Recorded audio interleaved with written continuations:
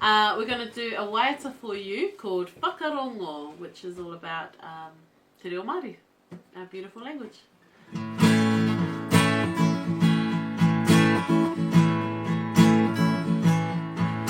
Whakarongo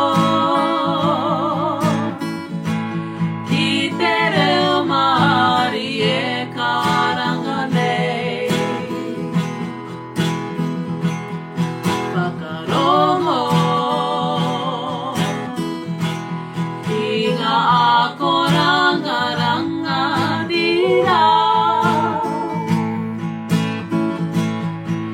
Nā te atua I tuku iho I a tātou e. Pupuri tia, kōrero tia, mo ake tonu. I rohia,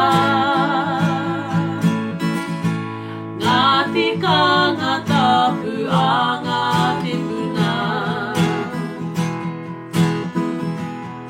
Ka pohia, hei oranga ngākau au e.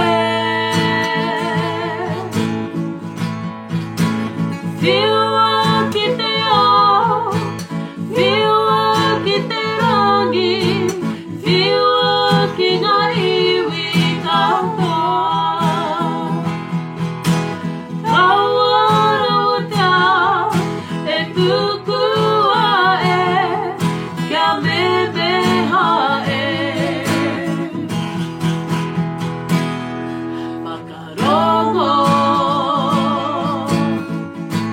ki te reo Māori e karanga nei. Whakarongo ki ngā ako rangaranga tira. Tēnā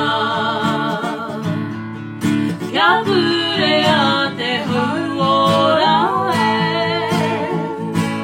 He kupu tuku iho o tēnei reo